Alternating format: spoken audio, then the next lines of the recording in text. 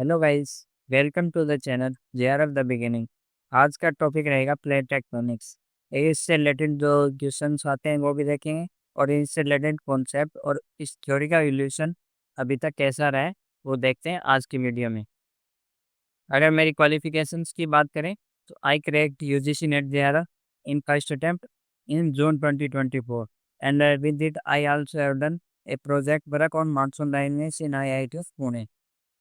अगर हम प्लेट की बात करें तो प्लेट का अर्थ क्या है, सबसे पहले ये समझो। प्लेट एक लार्ज ब्लॉक ऑफ लिथोस्फेयर है। एक ब्लॉक है जो एस्थिनोस्फेयर पे फ्लोट कर रहा है। इसका नाम, इसी को हम प्लेट बोलते हैं।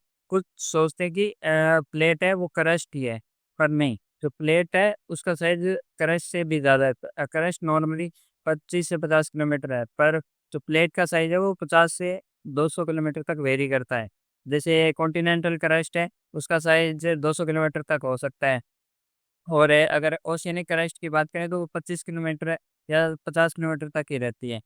जो हेवी माउंटेन्स, बिग माउंटेन्स, उनके नीचे की जो जो प्लेट है वो, और उसकी मोटाई और भी ज़्यादा है। अगर प्लेट टेक्टोनिक्स क्या होता है, प्लेट टेक्टोनिक्स एक साइंटिफिक स्टडी ऑफ है दीज मूवमेंट्स। प्लेट की जो साइंटिफिक स्टडी की मूवमेंट है उसी को हम प्लेट टेक्टोनिक्स बोलते हैं। जो अर्थ है उसका 3 भागों में डिवाइड कर रखा है, क्रस्ट, मेंटल, कोर। जो तीनों भाग है वो अलग अलग स्पीड में मूव करते हैं। जैसे क्रस्ट की स्पीड सबसे ज़्यादा है, उसके बाद मेंटल उससे कम स्पीड में घूम रही है।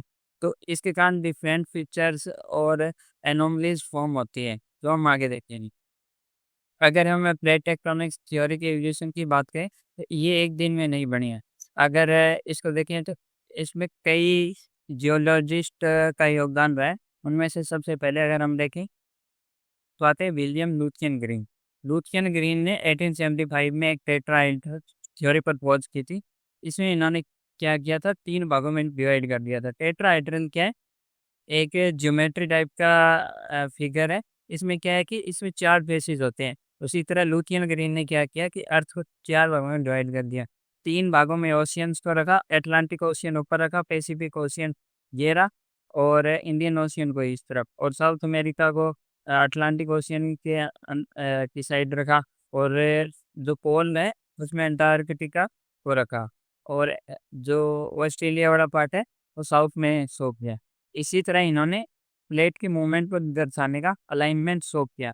इनकी कुछ अजम्पशन थी, हाइपोथेसिस, तो उन्होंने कुछ बताया कि अर्थ का जो 75% है, अर्थ लैंड पार्ट, वो नॉर्दर्न हेमिस्फीयर में है। अगर कई बार क्वेश्चन आता है कि statement choose the correct statement about the William Lowthian Green hypothesis, तो ऐसा आएगा 75% अर्थ इट इज ट्रू। तो ये चारों पांचों अजम्पशन आपको ध्यान रखनी है। लुथियन ग्रीन ने ही एजम्पशन दी थी कि 75% लैंड पार्ट है वो नॉर्दर्न हेमिस्फीयर में। कॉन्टिनेंट और ओशियन दोनों रफली ट्रायंगुलर शेप में है। जैसे आप अफ्रीका का भी शेप देखोगे, या फिर नॉर्थ अमेरिका का भी शेप देखोगे, साउथ अमेरिका। इन्होंने कहा जो कॉन्टिनेंट और ओशियनिक प्लेट है, इनकी शेप एक्चुअल में ट्रायंगुलर शेप है। जो नॉर्थर्न पोल है वो सराउंड गिरा हुआ है वाटर से, पर जो साउथ पोल है वो लैंड से गिरा हुआ है। और पैसिफिक ओशियन है वो अर्थ का 1/3 हिस्से का ऑक्यूपाई करता है। उसके बाद आते हैं Frank V Taylor. Frank V Taylor ने इसके बाद सुजेस्ट की थी 1908 में थ्योरी। इन्होंने थ्योरी अपनी रिलेट की थी माउंटेन बिल्डिंग से। इन्होंने मेनली बताया था आल्प्स माउंटेन रेंज और हिमालयन माउंटेन रेंजेस की फॉर्मेशन के लिए। तो इसके लिए इन्होंने कॉन्टिनेंटल कोलिजन थ्योरी पर खोज की थी। इनके जो इन्होंने कहा था कि कॉन्टिनेंट्स है वो इक्वेटर की तरफ मूव कर रहे हैं। और इन्होंने ड्राइविंग फोर्स अगर आए तो इन्होंने दिया था टाइडल ड्राइविंग फोर्स, कि अगर ये प्लेट्स मूव कर रही है, इनका फोर्स क्या है, टाइडल मूवमेंट, और ये इक्वेटर की तरफ मूव कर रही है। और अगर एक कई बार क्वेश्चन आ सकता है कि ओशियन फ्लोर की मैपिंग सबसे पहले किसने की थी, मेरे साथ। इसको याद रखो, मेरा नाम मेरी सुना, उससे आप ये याद रखना। कई बार आज कंफ्यूजन आ सकता है। ओशियन फ्लोर की सबसे पहली मैपिंग की किसने की थी, मेरी था, अमेरिकन जियोलॉजिस्ट ने। उसके बाद सबसे इम्पोर्टेंट पर्सन आते हैं अल्फ्रेड लोथर वेगनर। इनकी थ्योरी एक वेल रिकॉग्नाइज्ड है। इन्होंने थ्योरी दी थी जर्मन लैंग्वेज में। किस नाम से, कॉन्टिनेंट डी ला ज्योग्राफी।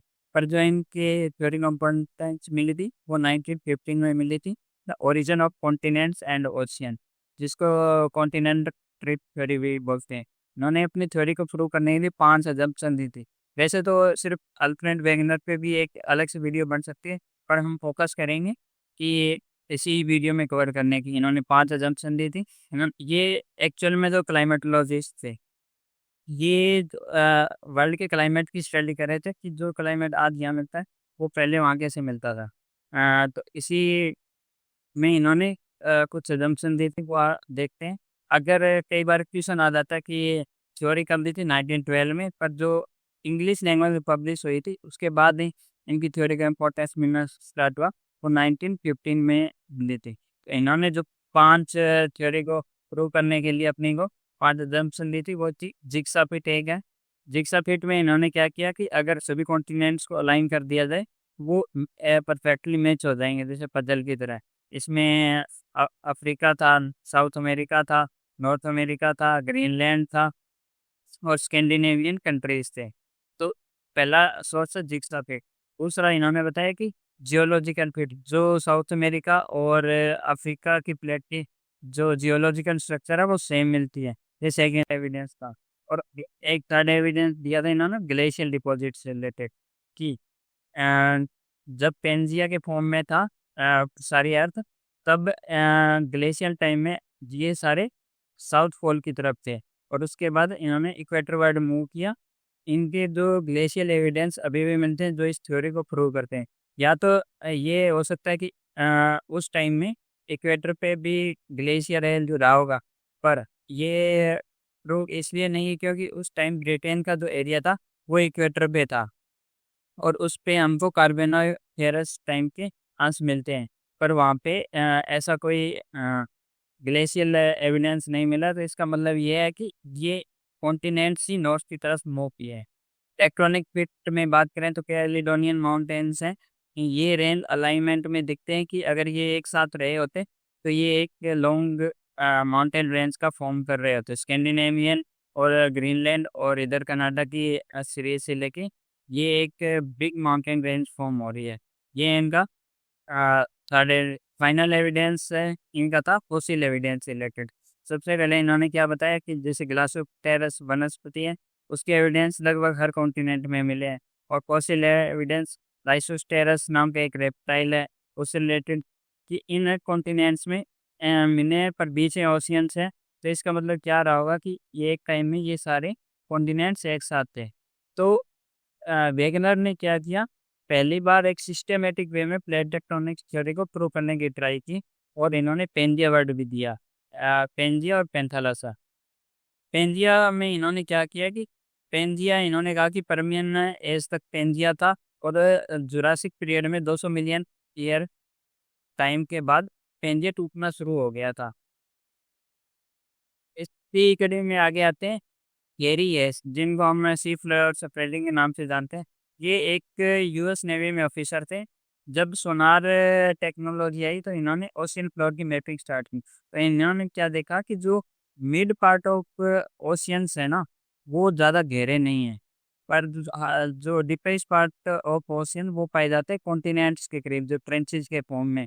इसी एक को इन्होंने एविडेंस के रूप में प्रूव किया कि ये फॉर्म करते हैं सी फ्लोर स्प्रेडिंग को, जो बाद में आगे चल के हेरी हेस की कन्वेक्शन करंट थ्योरी के कारण सी फ्लोर स्प्रेडिंग की थ्योरी भी प्रूव हो गई। आगे चलते हैं जो वाइन और मैथ्यूज, इनका नाम आज तक शायद कई लोगों ने नहीं सुना होगा। वाइन और मैथ्यूज से रिलेटेड एक क्वेश्चन भी आया था जून 2024 में। इन्होंने दिया था पैलियोमैग्नेटिज्म रिलेटेड की प्लेट टेक्टोनिक्स की थ्योरी को प्रूव करने के लिए इन्होंने मैग्नेटिक फील्ड से रिलेटेड थ्योरी दी थी कि जो अर्थ में मैग्नेटिक वोल्केनो इरप्शन होती है वो बेसाल्टिक फॉर्म में ऐसे अलाइन हो जाती है मैग्नेटिक फील्ड में, और जो ये मैग्नेटिक स्ट्रिप्स है पैरेलल है दोनों साइड। अगर मान लो कि मैग्नेटिक फील्ड ऐसे है तो जो मैग्नेटिक अलाइनमेंट होगी रॉक्स में वो भी ऐसी रहेगी। अगर पोल की डायरेक्शन ऐसी थी उस टाइम तो मैग्नेटिक अलाइनमेंट ऐसी हो जाएगी। इन्होंने क्या कहा कि पोल के जैसे पोल जो हमारे वो टाइम के साथ चेंज होते रहे हैं कि आज जैसे 87 पॉइंट कुछ डिग्री पे पोल की अलाइनमेंट है, जो एक्चुअल में मैग्नेटिक पोल है, वो ज्योग्राफिकल पोल से डिपेंड है थोड़ा सा।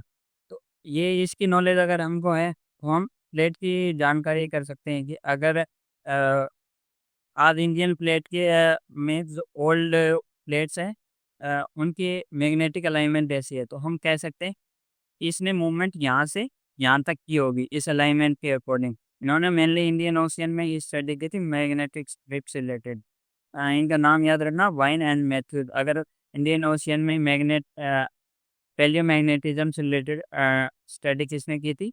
वाइन एंड मैथ्यूज ने। क्रूजो विल्सन का नाम हम नॉर्मली सुनते हैं कि इन्होंने प्लेट वर्ल्ड दिया था क्रूजो विल्सन ने, पर इन्होंने दो चीज़ें दी थी। एक कि इस थ्योरी को प्रूव किया था, नॉर्मली और थ्योरीज बताती है कि प्लेट सबडक्शन के कारण वोल्केनिक इरप्शन होते हैं, पर जो प्लेट के कारण हो सकते हैं प्लेट के नियर बाई कॉन्टिनेंट्स के विस्कोटापेक्सी हो गए, पर जो हवाईयन आइलैंड्स हैं, जो हॉटस्पॉट रीजन है, उनका रीजन किसी ने नहीं बताया। तो इस थ्योरी को इन्होंने बताया था, तो जो विल्सन ने, कि हॉटस्पॉट है जो मेंटल में फिक्स पार्ट है, प्लेट उनके ऊपर से मूव करती रहती है। जैसे हवाईयन आइलैंड्स है, उसमें एक क्वेश्चन आया था कि हवाईयन आर्ट की डायरेक्शन क्या है, तो डायरेक्शन होगी नॉर्थ ईस्ट, क्योंकि प्लेट इस डायरेक्शन में मूव कर रही है और हॉटस्पॉट वहीं फिक्स है।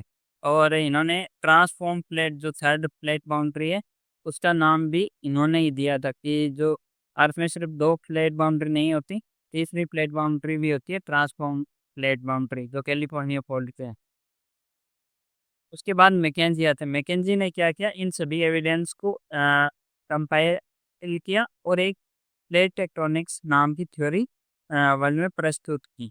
इस मैकेंजी और पार्कर को प्लेट टेक्टोनिक्स थ्योरी का जन्मदाता भी माना जाता है, क्योंकि इन्होंने सभी थ्योरीज को हेरी एस की सी प्लेट स्प्रेडिंग अर्थ डोम्स की कन्वेक्शन, इन थ्योरीज को मिक्स किया और एक कॉमन थ्योरी दी, प्लेट टेक्टोनिक्स।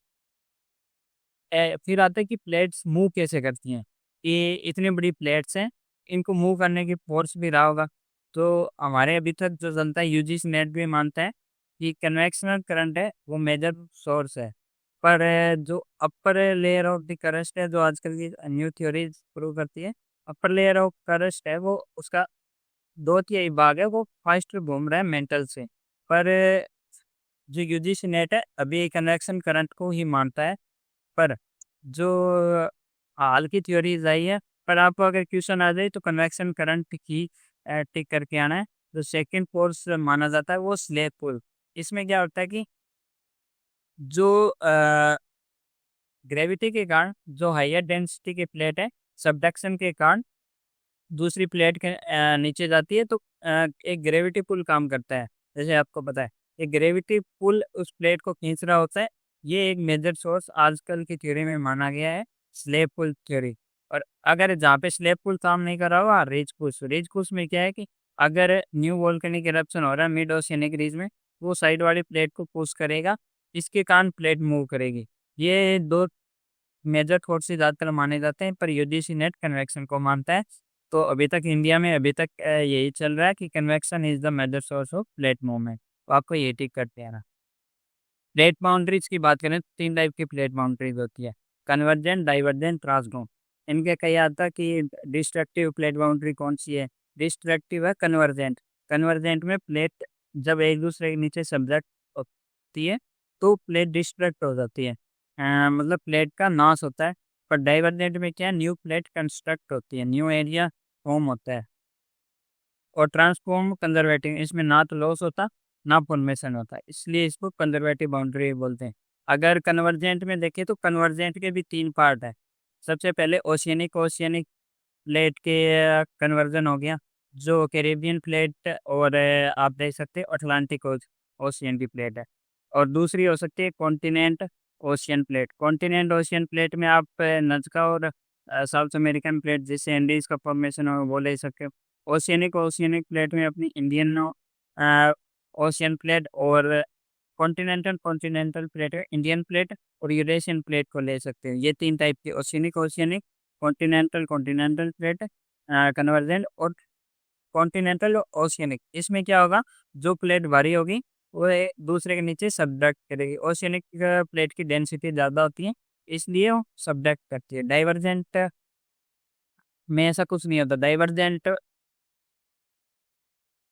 अगर नेक्स्ट की बात करें कन्वर्जेंट प्लेट बाउंड्री, जैसे आप यहाँ देख रहे हो, इसमें क्या होता है कि ओशियनिक जो प्लेट बाउंड्री होती है वहाँ पे वाटर होता है। ये वाटर इसके साथ मेंटल तक जाएगा, और ये उसके जो मेंटल के अंदर है ना, बॉइलिंग पॉइंट को कम कर देता है।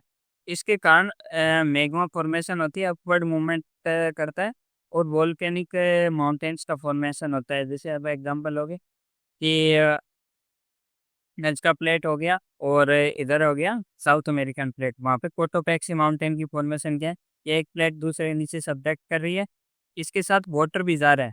जैसे ये जो पैसिफिक ओशियन का वाटर है, ये इसके साथ जाता है और मेंटल तक, तो ये फॉर्मेशन इसका बॉइलिंग पॉइंट कम कर देता है, जिसके कारण वोल्केनिक इरप्शन तेज हो जाता है, और वोल्केनिक माउंटेन्स की फॉर्मेशन होती है कन्वर्जेंट प्लेट बाउंड्रीज में।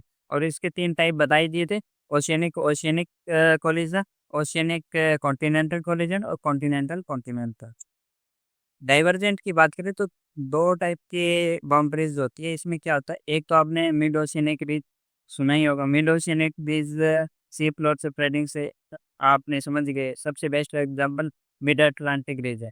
एक है डाइवर्जेंट का ये पार्ट, ग्रेट रीफ वेली। इसमें क्या है कि जो अफ्रीकन प्लेट है 2 भागों में टूट रही है, तो इसके कारण जो उसका बीच का हिस्सा है वो फोल्ड के रूप में नीचे धसक रहा है, तो ये एक फोल्ड का निर्माण करता है यहाँ पे। मिड ओशियनिक रीज का तो सबको पता है कि न्यू वोल्केनिक आर्क, पर यहाँ पे जो डाइवर्जेंट के प्लेट के बाउंड्री के कारण फोल्ड का फॉर्मेशन भी हो रहा है, तो ये एक ध्यान रखना। और इसमें जैसे मैग्नेटिक स्टेप्स की बात करें, ये देखो जैसे जैसे दूर जाते जाएंगे, इनकी एज भी बढ़ती जाएगी और इनकी डेंसिटी भी बढ़ती जाएगी, क्योंकि with the age density increase, ये टूजो विल्सन ने बताया था। टूजो विल्सन एक साइकिल भी थी, विल्सन साइकिल की, जो ओशियन साथ छोटे हो रहे हैं वो आगे चल के बड़े भी होंगे, इसको विल्सन साइकिल भी बोला जाता है।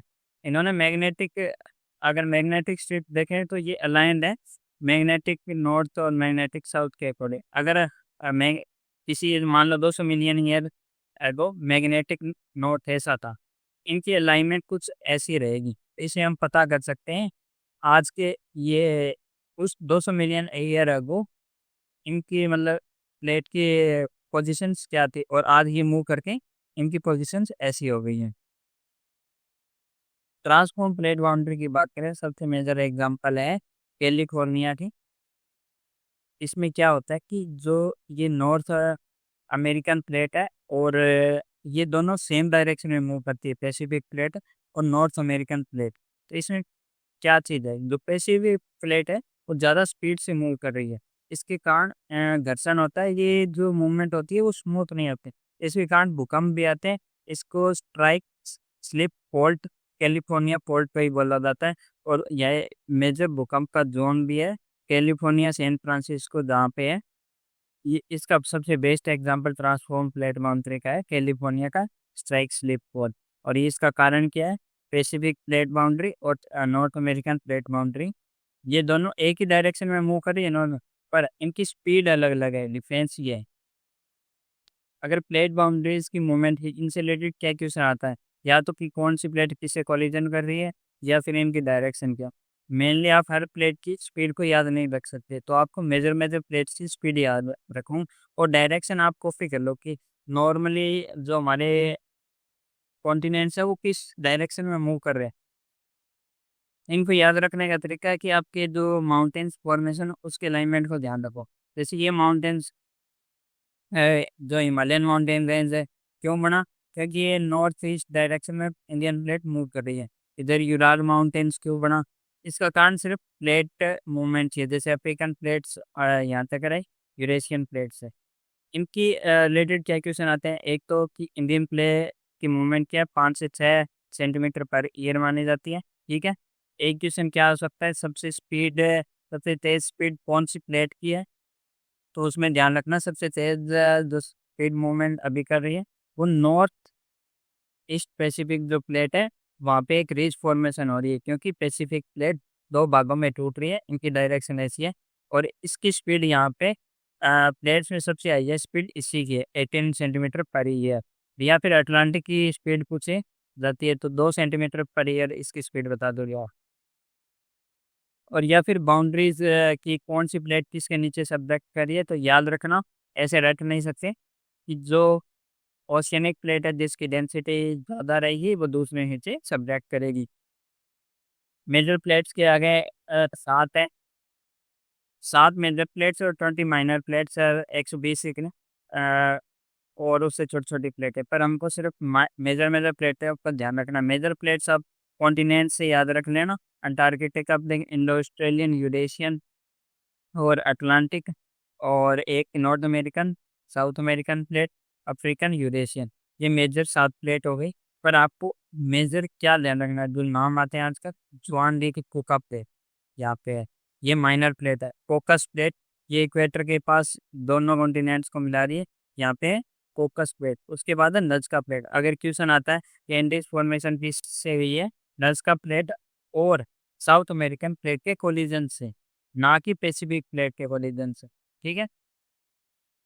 अगर एविडेंसेस की बात कर की जाती है तो क्या मतलब प्लेट टेक्टोनिक्स से थ्योरी की प्लेट मूवमेंट कर रही है, इसकी थ्योरी को क्या प्रूव करते हैं? एक तो है अर्थक्वेक हो गए, जो ये बेनियम जोन है, एक हो गए वोल्केनिक माउंटेन्स हो गए, और एक हमारा हो गया जीपीएस जो आजकल के टाइम में है, पहले तो नहीं था। ये प्रूव करते हैं कि प्लेट की मूवमेंट हो रही है, पर इसका मेजर कोज अभी तक पता नहीं लग पाया है। तो हम उन्हीं एविडेंस को मानते हुए इन्हीं चीज़ों पे ध्यान रखने। आप बस प्लेट टेक्टोनिक्स में ध्यान रखना कॉन्सेप्ट का, ठीक है। कॉन्सेप्ट से क्वेश्चन बन जाएंगे, वो भटकाने की कोशिश करेंगे कि इन स्टेटमेंट्स में कौन सी ट्रू है।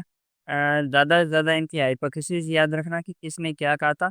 और प्लेट टेक्टोनिक्स किसी एक बंदे के कारण नहीं बनी, अलग अलग, जैसे टूजो विल्सन ने प्लेट वर्ड दिया, हैरी एस ने सी फ्लोर स्प्रेडिंग दी, और कॉन्टिनेंटल ड्रिफ्ट जहाँ से शुरुआत हुई, टेट्राहाइड्रल थ्योरी, लूथियन ग्रीन की याद रखना।